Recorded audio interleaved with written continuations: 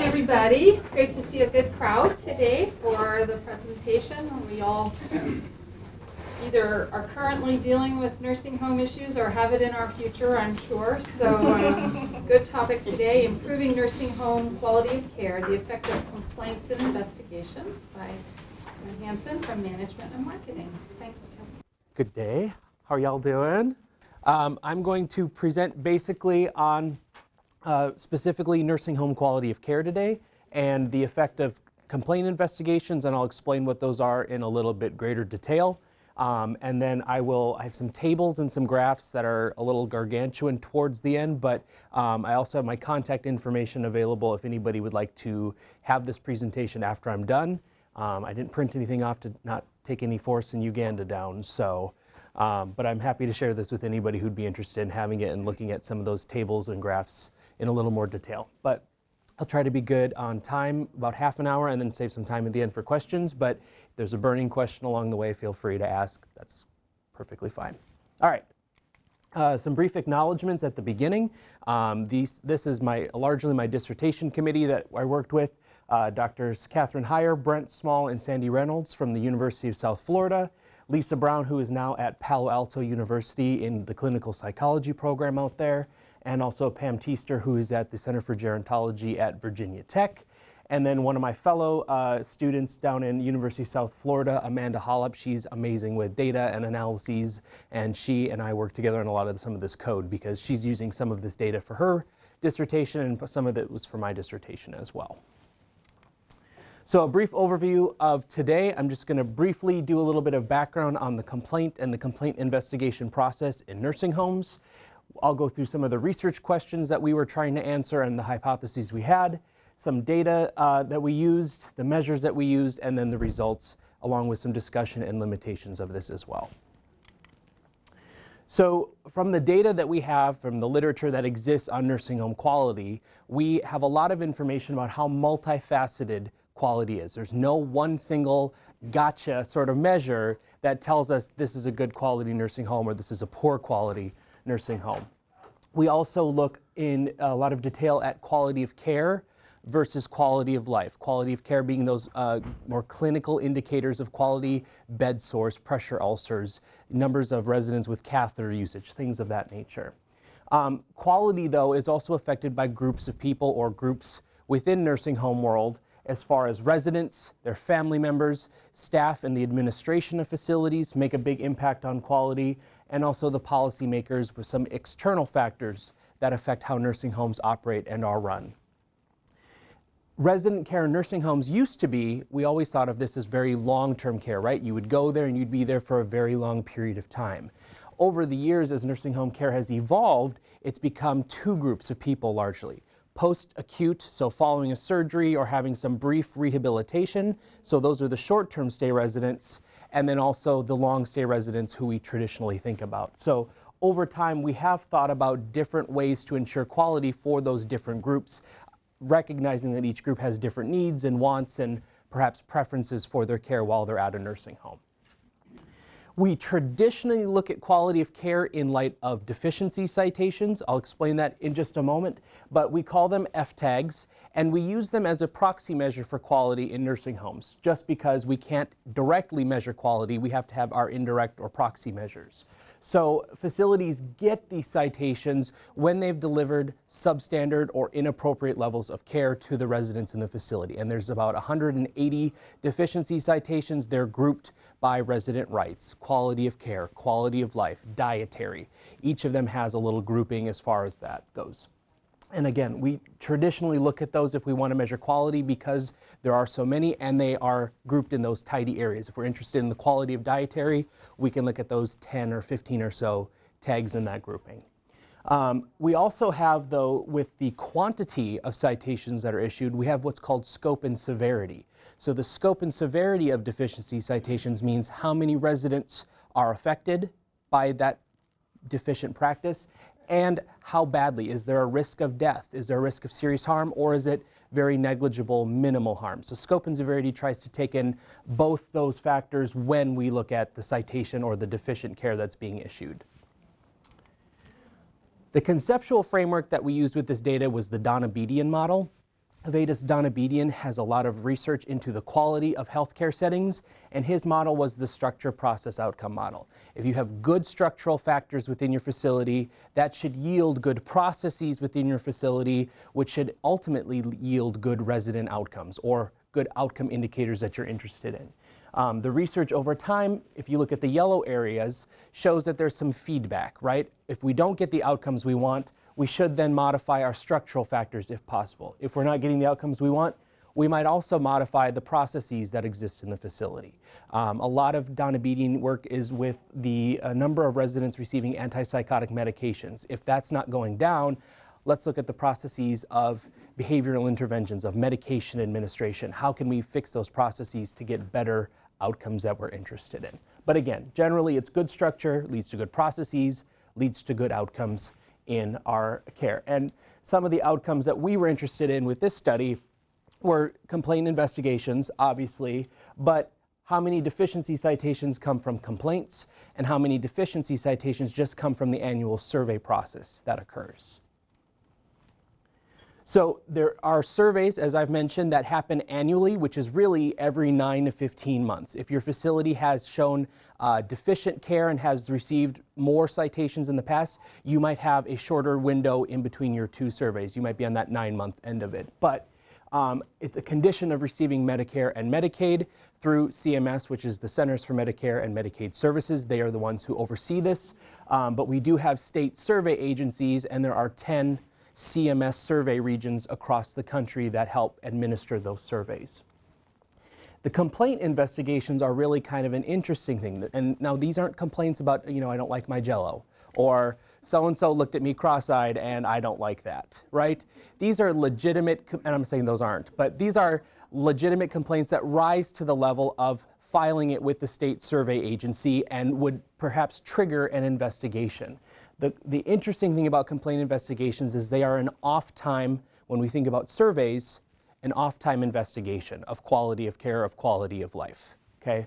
So they can occur at any point when that alleged misconduct reaches that level where it's being reported to the state survey agency. What really determines how these get investigated is the priority that's assessed, but it's based upon the level of harm that whoever's making the complaint says is going on, right? This is affecting 20 residents and it could lead to them all, being a fall risk and breaking a hip, right? It's the level of harm that's being alleged that determines whether or not it's a separate complaint investigation or if it can be delayed and included as part of the next annual survey. And I'll show a graph on that in just a second. Today for the presentation. So there are some complaints that are wrapped up in that annual survey, and those we don't necessarily know about given the way the data is collected. But the ones that are investigated independently, we do have a separate database, and that's primarily what this research is looking at. There is very little work to date that has been done on either complaints or complaint investigations. I dug and dug and dug. I had a research librarian even help out. We could only find 4 studies, and only one of them was an actual nationwide nursing home study. The other one was Canada and hospital complaints, so a little not related, but there were some interesting things we pulled from that. And the other ones looked at ombudsman complaints and complaints just to the state adult protective services as well. So there's very little that's been done in this area. We tried to update the prior studies and go a little bit further and dig a little deeper. So just to give you a quick overview of the process so you have some context for this. So something happens in a facility, there's an event that triggers that complaint that rises to the level of going to the state survey agency. So then the report is made. And then when the state survey agency receives that report, they categorize that complaint, again, based on that level of harm. What is being alleged to happen, how many residents are affected, that all determines whether or not somebody goes out quickly or wraps it up as part of that next survey. Then, if there's a separate investigation or if there's a survey, we investigate the allegations and we determine as a result of that, did the nursing home do something inappropriate or not? If so, we issue a deficiency citation to them, and then there's, depending on the severity, there's alternate remedies. You could have a plan of correction, or sometimes if it's really bad, receivership, but that's, again, kind of an extraordinary measure for really, really bad things. So these are the 2 scenarios to say whether or not the complaint can be investigated separately or if it's rolled up as part of that next annual survey. So when the complaint comes in, if the priority level is non-immediate jeopardy, high or medium, and we're close in time to the next annual survey, the complaint will be included with that survey, right? If it's close in time, we'll just roll it up, fine. Those are the ones that we have not as much information on because we don't know in that data set whether or not the citation has come from a complaint or is it just something they saw when the surveyors were there. The second scenario, which is the complaint investigation data set, is when the priority is immediate jeopardy high, or excuse me, immediate jeopardy or non-immediate jeopardy. Immediate jeopardy is that risk of death, risk of harm, that severe kind of severity of the complaint. Or the complaint comes in and is not near the next annual survey, they can still have the discretion to investigate it separately. And that would be in that complaint investigation data set. So this is just trying to explain how complaints could be captured in the data that we have available. So the questions that we were interested in researching and analyzing: what was the prevalence rate of complaints, the substantiation rates of complaints, and the issuance of complaint-related deficiency citations in nursing homes in the United States. We also wanted to see if there was any variation between states and between survey regions to see if Region 1 is doing something very different from Region 9, Region 2, Region 4. So our hypotheses were that there will be more complaint allegations in states with more long-term care facilities, not surprising I would think, and that survey region variability, will be present in the complaint investigation data set. From the data set that's just the surveys, we already see some of this variation, and given that it's the same individuals conducting the complaint investigations as the surveyors, we hypothesize that we're probably going to see some of that same variation in those two data sets. We also wanted to know if there was facility level or resident level characteristics that would affect the number of complaints that a facility received. Again, there's data about the differences in survey violations or citations between for-profits and nonprofits. So would we see the same thing with the complaint investigation data set, and were there resident level characteristics, the number of psychotics or antipsychotic medications, the number of residents with a catheter, that would indicate perhaps more complaints or the greater likelihood of receiving a complaint.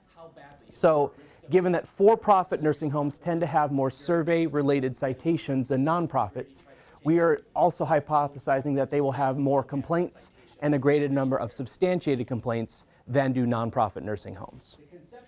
We also, because of Medicare reimburses at a higher rate than does Medicaid. So the Canadian study that I mentioned looked at private pay and Medicare reimbursed residents and said, okay, do facilities that have more resources, aka more residents that have better reimbursement, have the ability to improve over time because they have the resources to hire better staff, to do training, to have better supplies and equipment on hand. So we hypothesize that nursing homes with Medicare, more Medicare reimbursed residents, will have more complaints because they also have higher functioning residents. Medicare reimburses for 100 days following a short stay at a hospital or a procedure, assuming that it's a qualified stay. So those are also the higher functioning residents. That's another thing that the Canadian study looked at. And then we looked at also nursing homes with greater percentages of impaired residents would have fewer complaints than nursing homes with more cognitively and physically aware residents. That's also based on the Canadian study. And then lastly, we wanted to know if there was any effect over time of the complaint investigation process. Is it affecting change in the quality of care when we're looking at complaint-related deficiency citations as well as survey-related deficiency citations as well?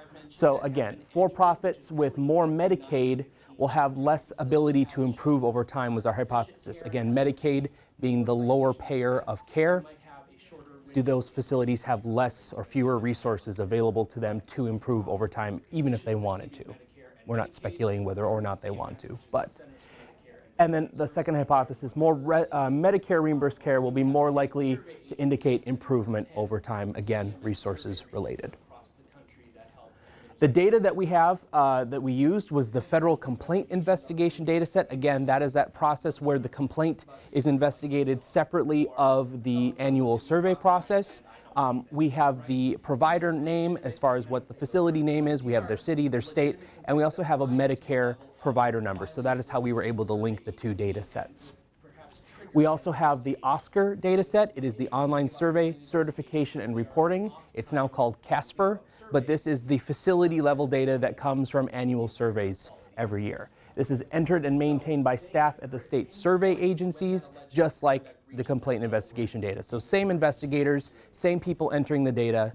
We should have some similarities between what we know from the OSCAR data and the complaint data. We have data for 5 years.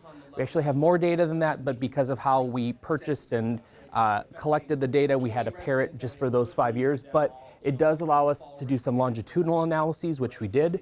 And we had to construct years a little funny just because of how the data was made available. So year 1, for example, is March of 2007 through February of 2008, and so forth and so on for the next 5 years.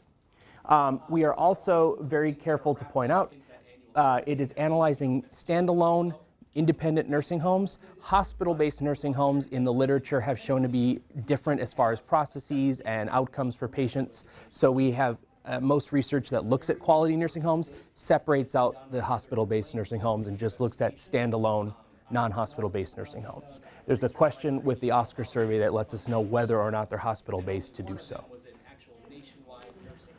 So our measures that we're interested in for the facility level characteristics, we looked at profit status, the number of residents in a particular facility, their percentage of reimbursement, how much was Medicare, how much was Medicaid, how much was private pay.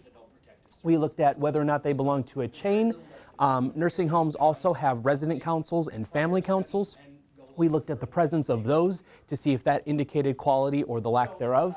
And we also looked at some staffing measures as well. We also have, we're careful to say it's resident characteristics, but they're aggregated by the facility. So it's the number of residents in a facility receiving an antipsychotic, the number of residents in a facility that have a catheter, right? These are resident aggregated by facility because we're looking at facility level data. So we did look at the number of residents with ADL limitations, the number of residents with dementia, pressure sores. We looked at a couple more that I'll show you in just a minute as well. And then also our measures from OSCAR were deficiencies from the annual surveys along with the scope and severity of those deficiencies. From the complaint data set, we looked at the frequency of complaints. We looked at the allegation category. The complaint data set groups complaints based upon what is alleged to have occurred. We had the rate of substantiation, how often are complaints. Substantiation, for those who aren't familiar, is basically, yes, we found evidence to support the allegation that was made. And unsubstantiated, obviously, is the opposite. We couldn't find anything to support that resident A had this happen or that residents B, C, and D were all involved in this sort of incident. Okay? And then we have deficiency citations from the complaints, and we also have, because we could calculate it, we had to be a little crafty about how we calculated it, but we have the priority of what was alleged to have occurred to the residents as well. I will explain that in just a minute. Our analyses that we ran, we did descriptive analyses to answer some of the first questions, hypotheses. We ran some frequencies. We also had correlations, both Pearson and Spearman.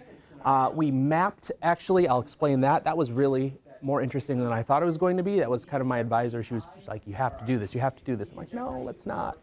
But it actually turned out to be more interesting than I thought. We had chi-square tests of independence. We did some t-tests to analyze differences. We had to do the home Bonferroni correction just because we had multiple t-tests, and that corrects for inflated type 1 error.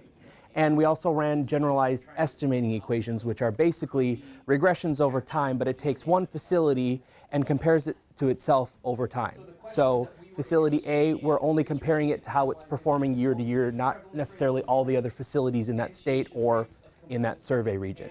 We could do that because we have what we understand to be nested data, right? You have survey regions, you have states within survey regions, you have facilities within those states within those survey regions. But for this purpose, the generalized estimating equation is nice because it takes one shop and compares it against itself over time. So that's why we chose that method. So for question 1 about prevalence rates, there were 706,000 complaints that were lodged with the state survey agency during this 5-year period. From that, about 43% were substantiated. So close to half of complaints are something is said, yes, we found there's some truth, there's some, I shouldn't say truth because we're not assuming that people lie, but we found something to support that the allegation was made. Again, that doesn't necessarily mean that there was a penalty to the facility or that they received a citation. These are just, did we find something to support the allegation that was made? So again, about 43% of that. Of all of those complaints, that did generate about 306,000 deficiency citations during this study period. So again, this is complaint or no complaint, or excuse me, substantiation or no substantiation, you can still get a deficiency citation. So in this 5-year period, there's 306,000 that came from complaint investigation for nursing homes. And again, the other part about this is that if there's a complaint and there's a substantiation, they could issue 5 citations, they could issue 1, they could issue 10 in some of these cases that are really more egregious. On average, the annual complaint rate per 100 residents was 13.3 complaints per year. 23% on average had 0 complaints, which is pretty good, right? That's about what? About a fourth, not quite. And then we also had a little bit of a problem that about 47% of facilities had 5 or more complaints in a given year. And again, these are just complaints, they're not necessarily substantiated or unsubstantiated, but is that a metric of quality of care that we're missing and haven't really thought about, which is sort of what we've investigated moving forward. All right. So, as I mentioned, there was one other study that looked at nationwide data. That was the Stevenson study.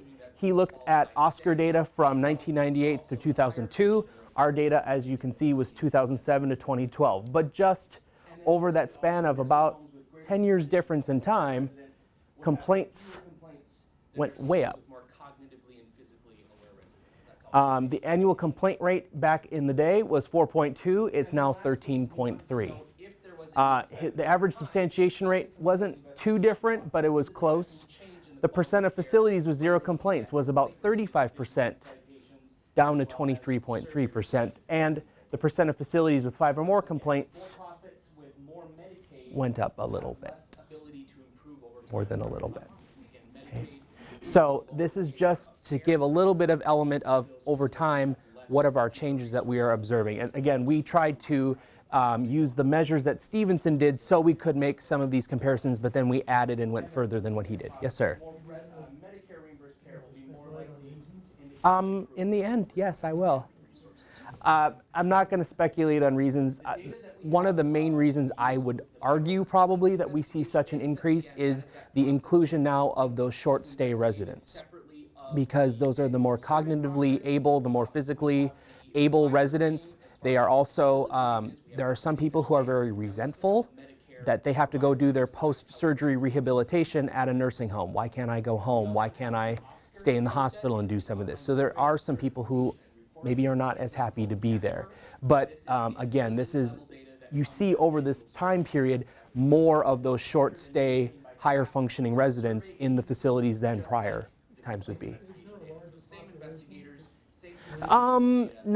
Not a huge increase, but there is a little bit larger population. There's about 1.5 million nursing home residents any given year, and basically the number of facilities every year is about between 15 to 18,000. In this time frame, the number of nursing homes has gone down from about, I would say probably in 2002 is closer to 18,000. Now it's closer to about 15,000 nationwide. Yeah. Did you have something? Could be. It could be. We also have a lot more quality of care initiatives and quality of life initiatives that have been pursued, so that there also is greater awareness of resident rights, resident, preference.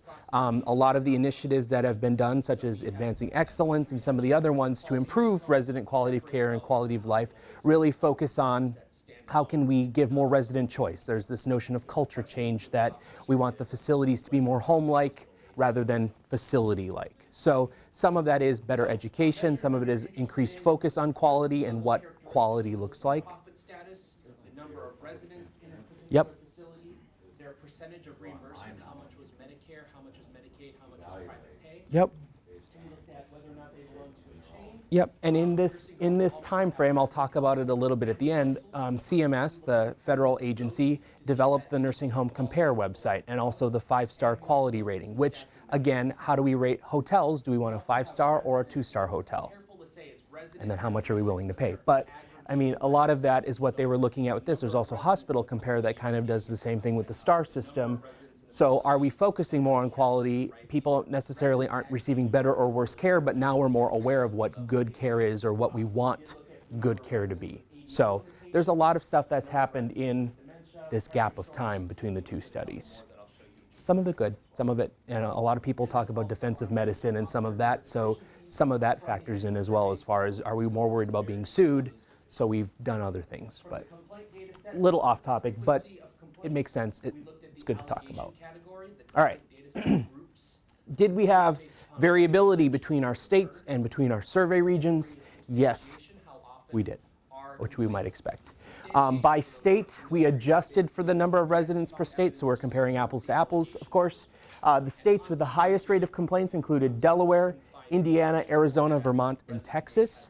Texas is one of the states that has the most nursing home facilities and residents. It's a very large provider of long-term care. Arizona's pretty high too. Florida's kind of in the middle of the pack if you look at this, but Florida's another state that has a lot of long-term care facilities and nursing home residents as well. The states with the lowest rate of complaints, Minnesota, whoop, whoop, I'm from Minnesota, sorry. South Carolina, Massachusetts, New Jersey, and Rhode Island. And again, we factored for the number of residents to make sure we're comparing apples to apples. So again, these are the states that have different policies. Minnesota, for example, has the Pay for Performance initiative that links reimbursement to better quality of care. So future research could look a little more to see how those quality measures linked to reimbursement might affect what we see in nursing homes. The substantiation rates, though, vary. The highest state was South Dakota. There's not a lot of people who live there. I mean, sorry, it's Mount Rushmore and Sioux Falls. but the substantiation rate there was about 83.13.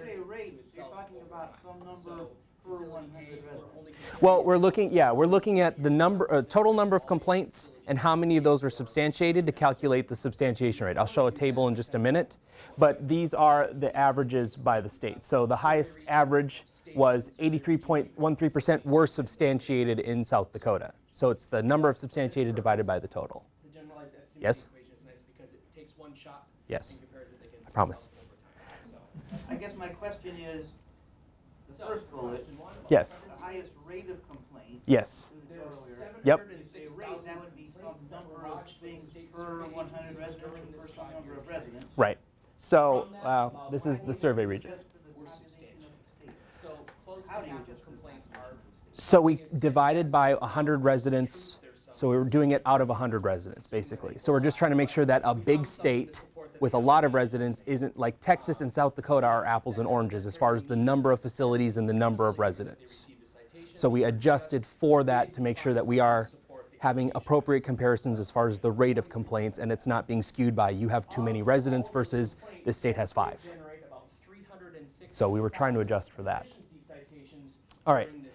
We also had survey region differences. There's 10 survey regions, as I mentioned. We saw some differences among those. And also, we looked at differences between the priority levels as well.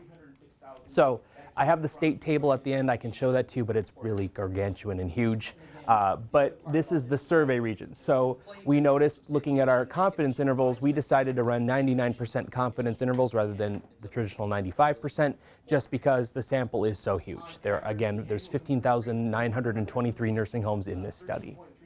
So we looked at that, and then we saw that there's significant overlap between a lot of the survey region, there wasn't some overlap in the confidence intervals, indicating that substantiation rates varied by survey region. They shouldn't, theoretically, because there's training, there's consistent standards that CMS has their surveyors use. There really shouldn't be the variation that we're seeing, but it's in the survey database, and we're also finding it now in the complaint database as well, which shouldn't be surprising per se, because it's the same people doing both data sets and filling in the data and conducting the investigations. Again, the priority level, we looked at the differences between that as well. We noticed that there was some overlap. So priority level 1 is that really immediate jeopardy, severe harm. Priority 4 is, this is okay, we can wait till the next survey to do this.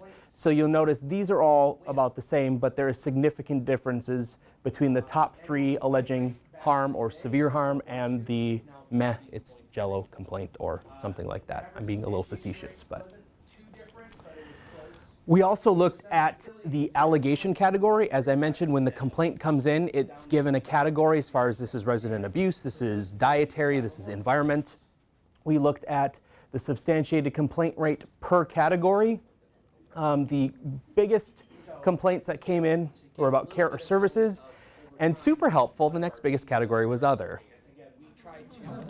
And we've reached out to a couple of different survey agencies to say, what is other? When do you use other? How do you define what qualifies as other? And we don't really have a good answer. It's kind of one of those, well, if we can't fit it into one of these categories, we select other. And there's another scenario where if they've done like a plan of correction and they're resurveying them and they find that they aren't complying, they would use other as well. So it's depending on the survey region, they kind of use it as a different form of catch-all, but there you go. Following that though, a lot of complaints were around resident abuse, resident neglect, and resident rights, as we might expect, but these are the 20 categories that get used. So the most commonly issued, we wanted to look and see if there's overlap between what are issued on surveys versus what are issued with complaints. We have the most frequently issued survey and complaint citations. Here's the overlap. There's about, 5 of the top 10 that overlap. If you look at the top 20, it's like 10 of the 20 that overlap. So you see there's significant quality indicators if we look at at FTAGs between both surveys and complaints. But again, the biggest one that we think about is accidents and supervision or hazards, that's F323. And quality of care, which is a little more of an umbrella tag. You have to give 309 in conjunction with something else, bed sores or inappropriate catheter use, things like that. Briefly, because we're running out of time and I want to be respectful of time, we did the conceptual mapping. We basically said if resident abuse was the category selected, there should be some citations that would logically fall within that because there are citations related to resident abuse. So we basically mapped out what we thought were directly related and then maybe more broadly related and saw what percentage of the time were those citations issued within that category. And what's interesting is it really didn't match up because surveyors, when they go in, can give any F tag for anything. I'm there to investigate resident abuse and I see a light hanging down from the ceiling that could bonk a resident on the head. I can still give a citation for that even though I'm there to investigate abuse. So it's good to have that as the policy, but what's interesting is when they're investigating neglect, only about 24% of the time are they actually giving a citation that's relevant to neglect. And then when you group in the broadly related citations, you're still not even at half the time. So we really wanted to dig down, and that's future research that we might look at to say how can we better analyze why this is so low. We don't know the answer why, but again, it's interesting to note that when neglect is the category or when abuse is the category, only about a quarter of the time are the citations issued directly relevant to that category, for better or worse. And we did it for each of the categories as well, and we had some categories where we had no data whatsoever because they were never given a citation when that category was selected. Question 2 was about facility and resident level characteristics. Almost everything was significant, which with a large sample like we do, you get some of that as well. We did run effect sizes and found significant results with that. But again, if we looked at the differences between nursing homes with complaints and nursing homes without complaints, larger facilities, facilities that have a larger capacity to have residents and a higher occupancy rate tended to have more complaints than nursing homes that were smaller, fewer beds, lower occupancy rates. We looked at residents with Medicare and Medicaid. So more Medicare meant fewer complaints, more Medicaid meant more complaints, which kind of was what we hypothesized at the beginning. We also looked at resident-aggregated characteristics. A lot of the characteristics we were interested in, if there were more residents that were impaired, we had greater numbers of complaints in those facilities. Yes, sir? Greater Medicaid, greater complaints? Correct. So you missed it. Medicare reimburses at a higher rate than does Medicaid. So Medicare means that if there's more residents receiving Medicare, the facility has greater money to hire staff, to have better training, to have better resources available to serve those residents. So there's other data that looks at hospitals and how they use Medicare in that regard. We kind of borrowed some of that for this to see if we would prove ourselves right or not. But yeah, Medicare. So most nursing homes in the United States take both Medicare and Medicaid, and then also private pay. So if you look at the combination, we didn't really put private pay in this, but if you look at those, there's differences between quality in nursing homes that are high Medicaid, because Medicaid, oftentimes you're operating at a loss per resident. Wisconsin's about $40 per resident per day. So Medicaid reimburses at a lower rate than does Medicare. So we look at that as far as analyzing complaints, as far as resources to improve over time. So the theory is that we hypothesized was that more Medicare means you have better resources, better ability to perhaps respond if you've been cited, or just to prevent being cited altogether. Yep. The occupancy one does? You're more full? You assume. Yeah. Yep. I'm trying to be good on time. All right. We also looked at the differences between nursing homes that got a complaint. We looked at all of those separately and said, are there differences on whether or not you get a citation? So we wanted to know if there were quality indicators, even if you get a complaint, what jumps you up to getting a deficiency following the complaint. So again, a lot of the same indicators, some of these now were not significant, but again, more residents, greater number of beds, and more Medicare and Medicaid indicated that you were more likely to get a deficiency citation. Again, going back to some of the prior things, but these are all the facilities that had a complaint. All right. So last question, to be good on time. We want to know if there's any changes over time, or if the complaint investigation process we think is yielding better quality over time. So we looked at, these are again the generalized estimating equations. They give us odds ratios. Profit status, facilities were about 2.4 times more likely to receive a complaint if they were for profit. If they belonged to a chain, they were 27% more likely to receive a complaint over our study period. And again, if we look here at Medicaid, if they had less Medicaid, or more Medicaid, they were 2.5 times more likely to receive a complaint over the study period. So again, these indicators are showing that over time even, the facilities that have fewer resources have less ability to improve in quality or to avoid being deficient in quality to begin with. You'll notice also down here the presence of a resident council. These are residents within the facility that meet to talk about this, and the administration has to have a point person that responds. It was 2.3 times more likely if there was a resident council that the facility would get a complaint. Intriguing. Resident aggregated characteristics, we looked at those as well. And we also looked at, again, facilities that had a complaint, whether or not they got a citation.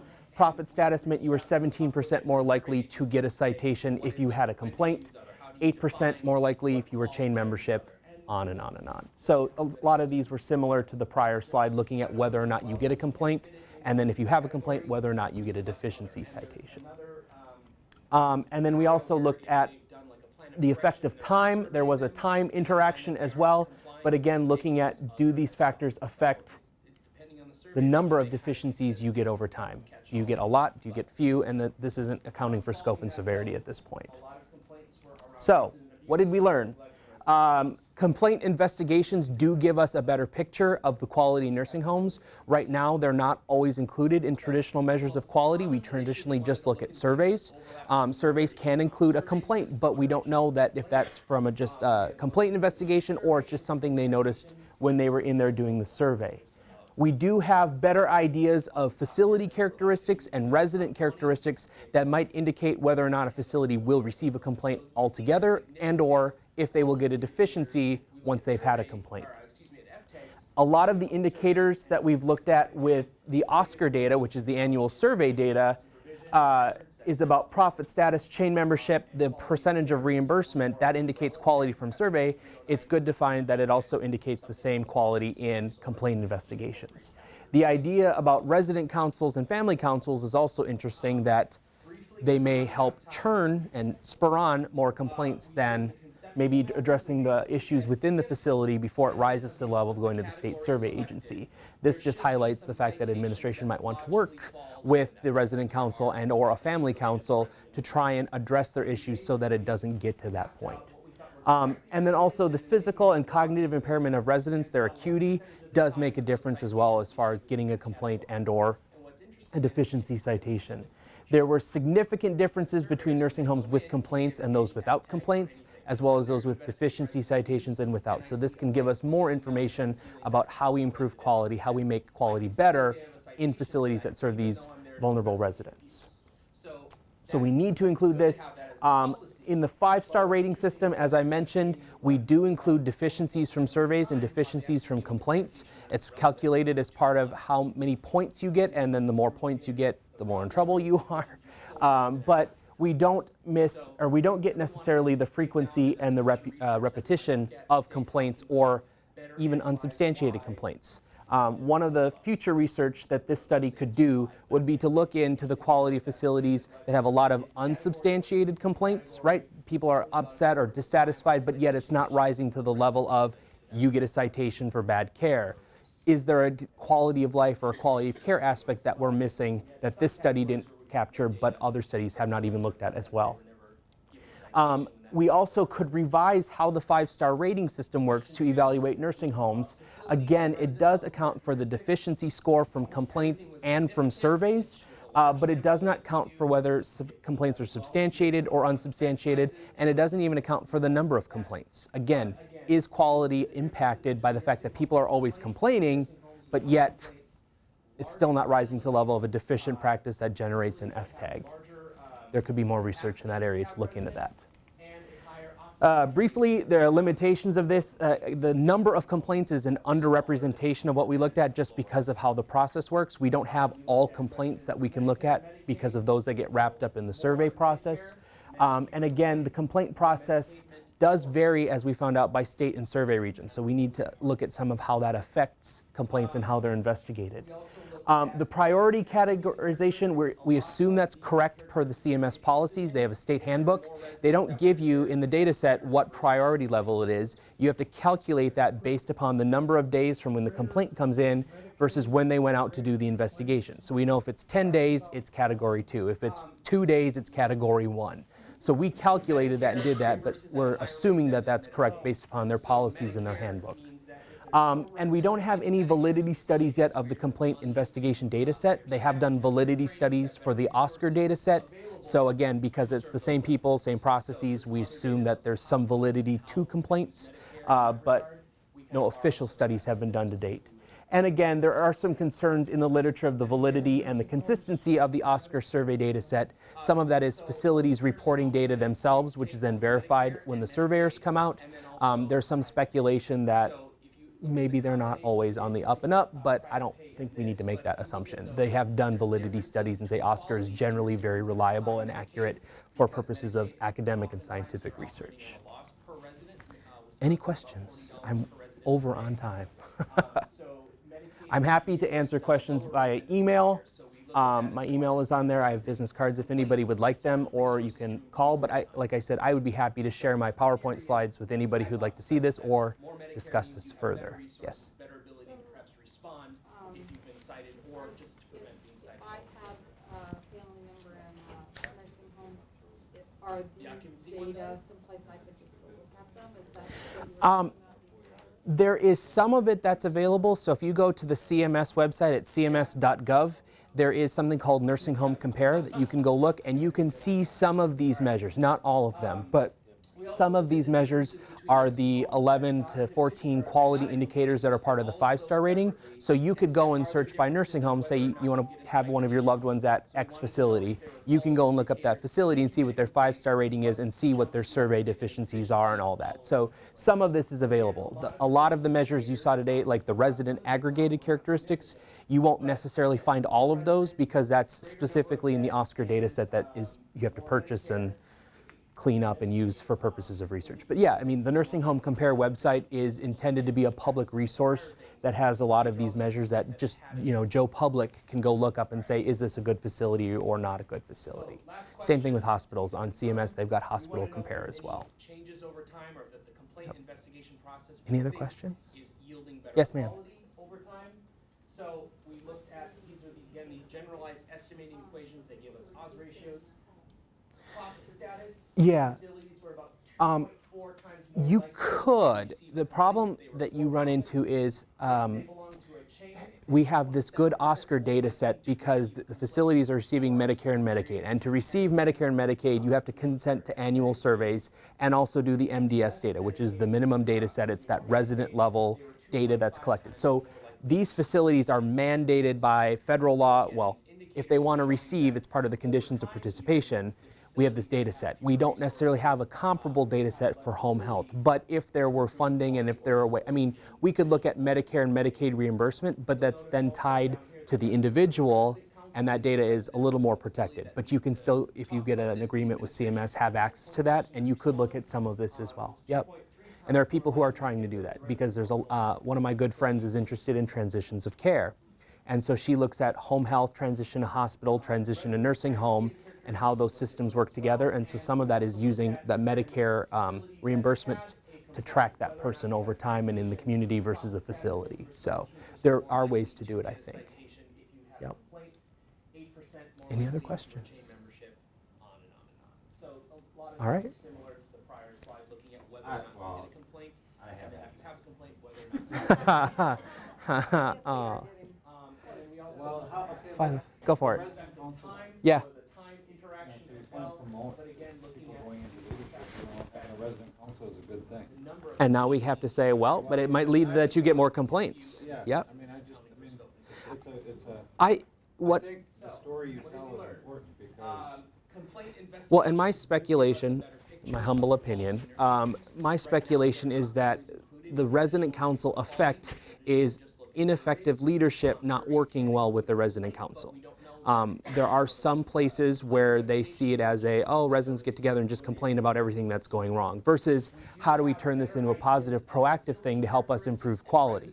The federal regs and rules say that if there's a resident council or if there's a family council, there has to be a designated administrative point person to respond to those complaints. So, yeah, I agree. We tell them that. The Oscar data, which if is you have the a very survey effective data, resident council. You shouldn't have complaints. Well, maybe, chain well, my membership, argument would percentage be, of not to say reimbursement, that's that right or indicates wrong, Right. quality my of the humble survey. opinion, It's good is to that find you're that it also promoting, indicates the same quality. you know, of residents complaint. being more active and advocating. for Right. About resident councils I mean, and it is family Right. councils is also. But I mean, I agree. I think it's a two-part, though. I agree that that's right, but it's how they well, I agree that it is, though, because of my experience being an ombudsman, insofar as it's still how the facility responds when the residents get involved. If the residents don't feel that their their concerns or questions are being responded to, does that advance them going to the state survey agency to make a complaint because they feel like they're being given short shrift by administration? I don't know.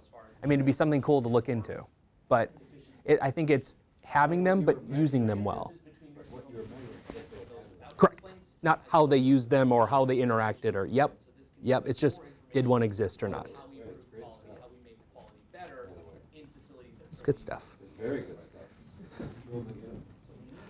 Cool. Well, if there's any questions, again, feel free to email me or give me a call. I'll do my best to respond. And actually, the university, It's by the way, calculated as part of how many points you get, and the actually, more the points you center get, the actually more trouble you have. has the data set that But we help we create don't here miss, now. or we don't get necessarily the part of the frequency deal and the with them coming. repetition. You need- And we got additional years too, which was nice because now we can look at, as I mentioned, Oscar is now Casper, and Casper collects additional and different data that Oscar did not. So we can also look at maybe better measures now that we have that updated too. So, You get a citation for yeah. bad